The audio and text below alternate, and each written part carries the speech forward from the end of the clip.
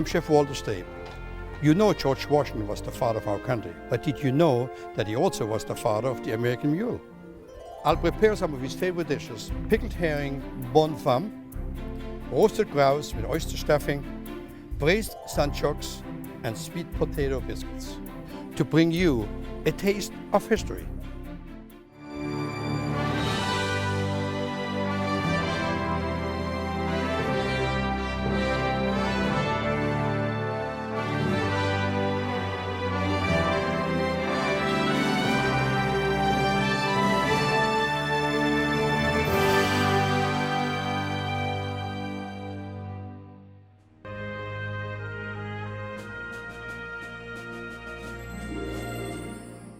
When I first planned the menus for this great experience here in Mount Vernon, and I was doing all the research, how little did I ever know that I was going to serve herring tonight. And most of you will say the same thing, how this herring ties together with Mount Vernon. George Washington, who was quite an entrepreneur too on his own rights, also discovered there was a fortune to be made in herring right here on the river. And actually he developed a system whereby he was netting the herring that was coming in, so much so that he sent the herring to the islands, in the West Indies, and even back to Europe. The recipe I'm making today, however, is a classic recipe all over Europe. It's called bonne femme or housewife. So the first thing I'm going to do, I have some Granny Smith. I'm going to just peel them real quick. The Granny Smith is the ideal apple for that. Now, do you have to use Granny Smith? Absolutely not. If you prefer a Golden Delicious or a McIntosh or anything like that, go ahead. I happen to prefer Granny Smith because they're a little more tart and it ties it better together for the recipe. So you want to be not too shy because the apples will give it a great little flavor when it's all combined together. You just cut them down and core them. My little paring knife and just go in there.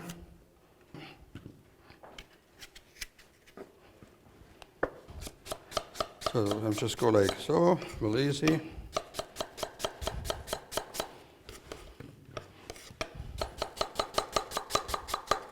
Apple done. Herring you can get in any deli. You can get in many supermarkets. If you come to my house, there's always herring in the refrigerator. No good German would have no herring in his refrigerator, so for sure. So herring, all you want to do, now you can cut it many different ways, like so. Now comes the onion.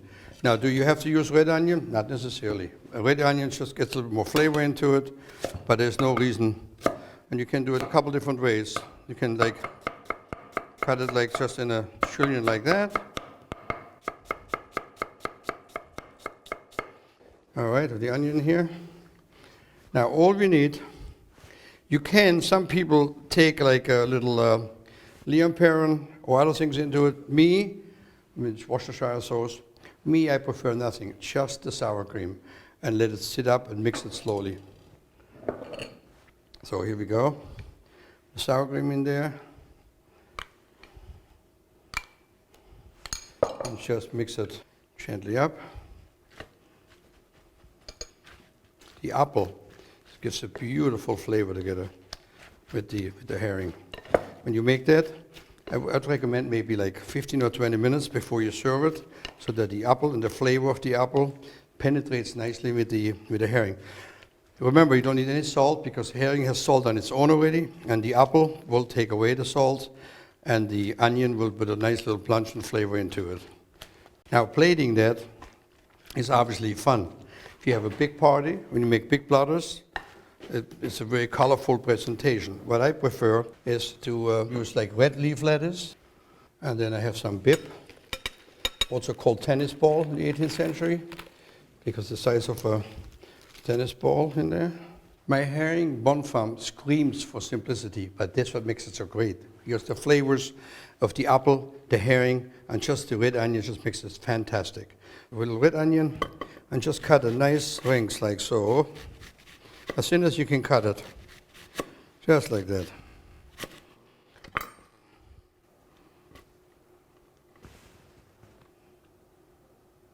Here, like that. And maybe a little sprig of thyme, or maybe some sage would be good for that. Take a little bread on the side. my opinion, it was one of the greatest, easiest appetizers you can possibly serve. And I'll tell you, your guests be the one that appreciate it. The flavor is spectacular, and it's a true taste of history, because after all, they were served here many times at the Mount Vernon estates, many, many times, because George Washington was a major player in the herring business, sending it all over the world, and sure made a couple dollars while doing so. Thanks.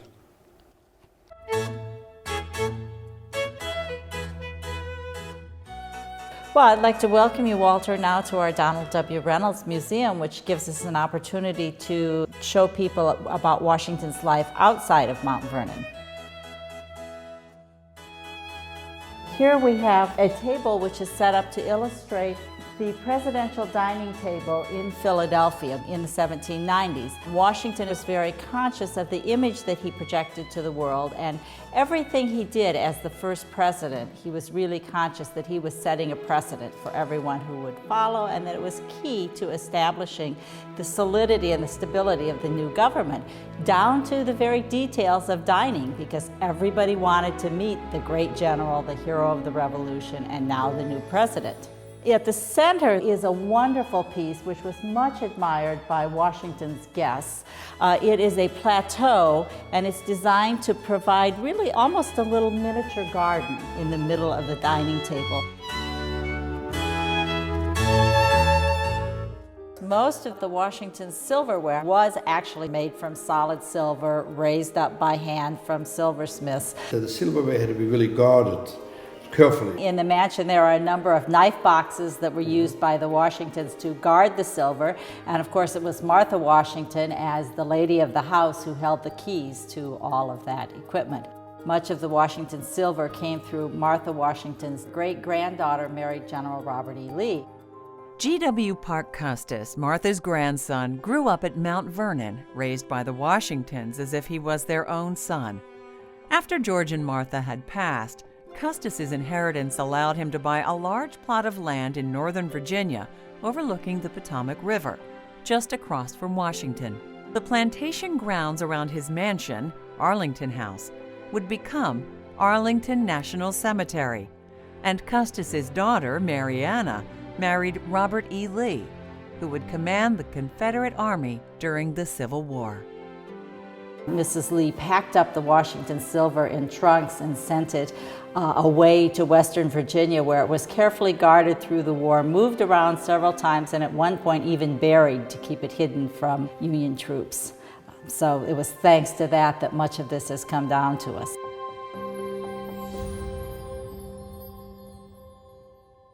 We're going to get started on the main course. And the main course, again, is a recipe that has a lot of historical significance, because of one of the dishes that we know for a fact was served here many, many times at the Mount Vernon estate.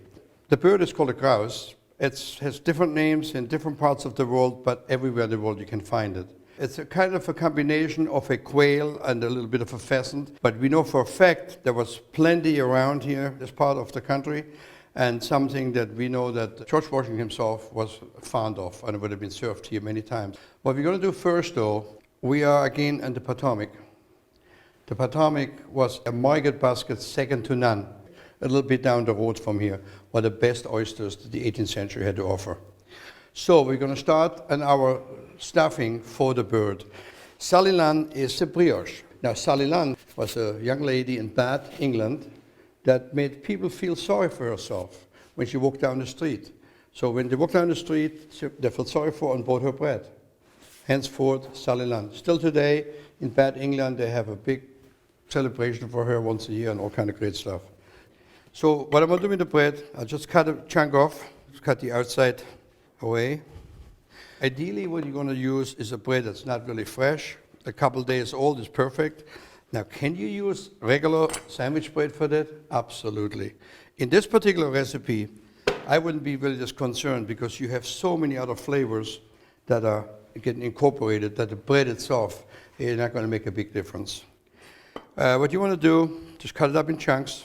You actually don't even have to be specific about it, because you're going to break it up anyway. One more time, this way, boom. Throw it in a big bowl. Now, I already have mushrooms, and I have celery. I'm using a celery root for that one. When you do it, you want to take the mushrooms, they're already sliced, the onion, the celery, and you saute it all in butter. And you want to make this ahead of time, because what you want to do, you want to have it sit up. But for the purpose of demonstration, I'll show you. Just you put a little celery into it, obviously cooked, onion, and then the mushroom. You put a little bit of milk. Ideally, what you want to do is make the milk warm a little bit, warm it up a little bit, so that you get a little bit of the gluten reawakened out of it. Then you want to put some herbs into it, a little parsley, a little bit of chive. Salt you don't necessarily need, but you want to try it, maybe a little bit you can, and some good amount of pepper. And we're going to mix it up. And then comes really the finale of the dressing, which is the oysters. Now when it's finished, when it's completed, the stuffing, it'll be looking something like that. The oyster for in there, some people like to just chop it, just open them up, and just here, look here. They're so nice and small and petite, you don't even need to chop them, just like so. And all you gotta do now, looking like that, sit it up, let it set aside, and you get ready to stuff your bird. When you buy the grouse ready-made, what I mean butchered, they're completely cleaned, ready-made, that's how they come. Most of them get obviously retail frozen, not a problem. They frost it slowly, take the inside out. I prefer let it sit up a little bit so the skin gets air dried. All you're gonna do is put a little salt in it and maybe any kind of herb you want. Any kind of herb. For this particular here, this kind of bird likes a little sage. A little pick of sage in there, each one. Take a sage in it. Here we go. Beautiful sage. In the garden today, I mean, I was so impressed with all the different varieties of herbs and spices and all the vegetables that go in here. It's just mind-boggling. So then you're going to do, you take your stuffing and you're going to go right in here. A tight stuffing in there. That's about like so. Real tight. And we're going to do that. The bird itself, if you have never had it before, it's a little bit of an acquired taste, but not something that is outrageously unique. Now what you're going to do, we're going to stuff it, we're going to tie it. We're going to put some bacon on it, and then we're going to stick it in the oven. So now I have it ready to go in the oven. It's going to pre-cook for a while. Then I put the sunchokes on the bottom with some bacon and onions, put the birds back into it, finish in the oven. So it's kind of a dual-step approach.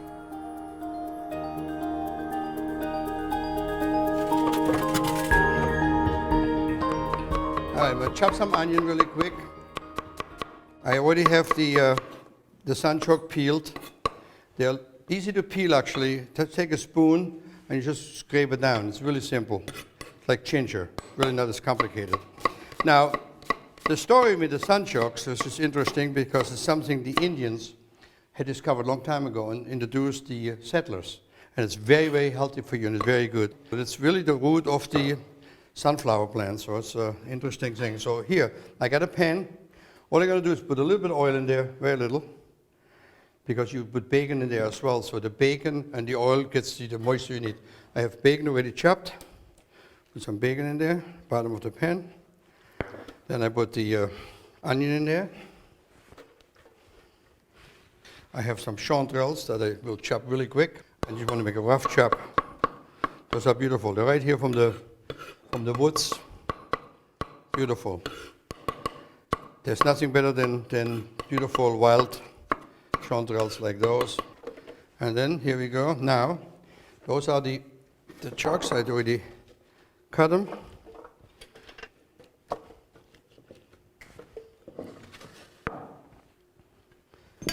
Okay, I'm going to salt it. And we want to get some good pepper in there. Then I'm going to go to the oven and pick out the birds that are now, I say, 85% cooked.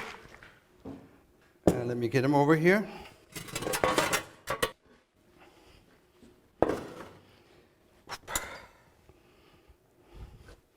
Hot.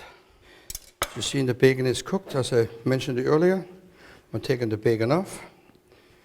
because I have bacon in the sauce and I want to get a little heat on the top of the birds, like so. A good amount of rainwater Madeira, important. And for some of you that know more about Madeira, this is the Madeira that will travel on top of the ships and henceforth got the rainwater into the barrels and therefore made it lighter. So for cooking like that, rainwater is the only way to go. Now this is ready to go back in the oven for the remainder of 15% cooking time. And when it's ready in a little bit, we're ready to serve it up. Let's put it back in the oven. Look at that. Beauty, beauty. Excellent. Beautiful. So now we'll take the string off.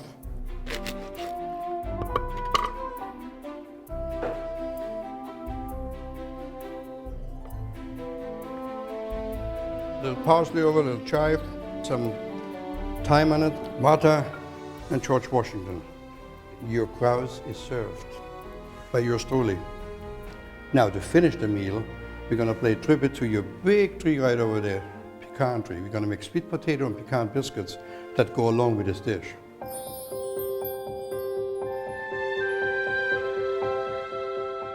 To us, George Washington was a statesman, first president, and a founder of our country.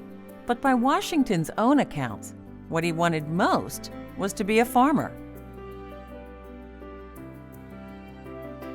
Lisa, it's so great to see you. Nice to meet you. You are in charge of all the livestock program here at Mount Vernon. Yes, sir. Keeps us busy 365 days a year. From all I know of George Washington, which was the #1 horseman, how it come about that he later would settle down and start using mules? He was very fond of horses. He had numerous horses on the farm, but he was doing some research and realized that mules probably would be a better match for Mount Vernon and for his work. And they tend to be a bit smarter than horses. They will work longer and harder than the horse, and they don't require as much feed. They're pretty easy keepers. 1785, Washington didn't have any mules on the property, and in 1799, when he died, there were 58 mules and 25 horses. So he'd really replaced a lot of his horses with the mules. This is a very impressive animal, so I'm sure they don't all come in that size, right? I mean, they come in all sizes. It depends on the type of donkey you use and the type of horse you use. Kate here was probably mixed with a large donkey as her father and a Percheron mare for the mother. So you get the large drafty mule that can pull the plows and the wagons and do a lot of the farm work.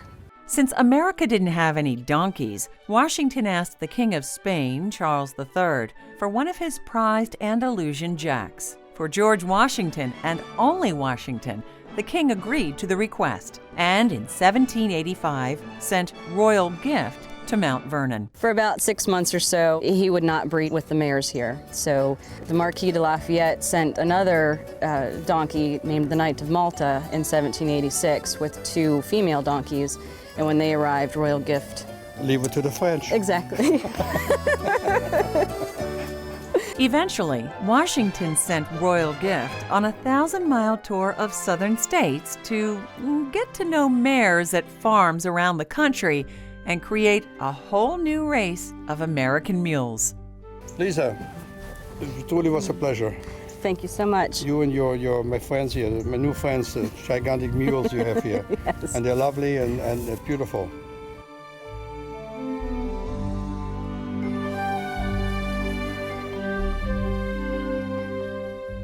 The meal that we prepare today, the herring bonne femme, the grouse with the sunchokes, now gets a fantastic accompaniment, which is the sweet potato biscuit. We do know that biscuits were eaten here all over Virginia and all over the South, and that sweet potatoes, which the Indians introduced, the early settlers into, became a big staple.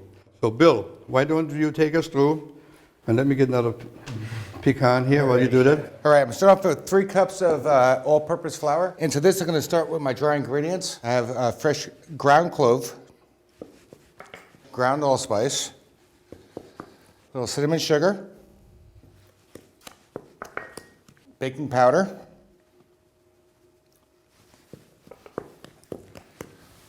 a little bit of salt. I want to mix this real well. Get it all together before I start adding my wet ingredients. Now it's all mixed well. I'm going to add my butter. Now I'm going to cut this in. Now I found the best way that I know how to do this is using my hand. Go for it. So basically what you want to do is you go and you massage. Rub it between your fingers, and what you want to do is get to pea size and Parmesan cheese consistency. All right, now to this, I'm going to add the sweet potatoes. Now I'm going to mix these in, but I'm going to be gentle. I want to mush them a little bit, but I still want to have some chunks there. It just takes a little bit of work. Now to this, I'm going to take pecan halves. How many as you like. I like to crush them up a little bit. Now, if you don't like pecans, you can do them with walnuts as well. Taste equally, and also almonds. So, but pecan is the preference. Now all the dry ingredients are just about ready together. You'll be surprised how little this is going to take before it starts to come together. So I just want to come over. Now it still looks crumbly. At this point, what I like to do is put a little flour down. I like to turn it out. And it's just going to be a couple turns. You just want it to stay together enough to cut it. So what I like to do first is I put a little bit of egg wash on.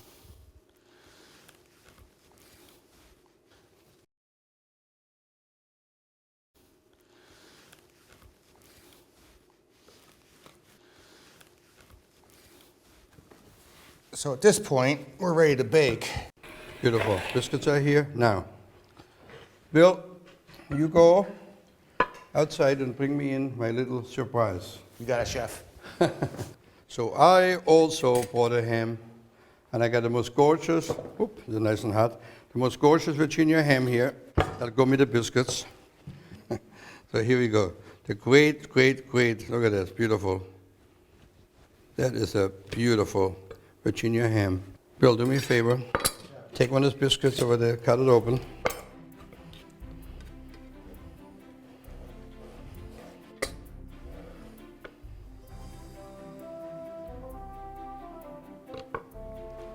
Hercules, you have nothing on me.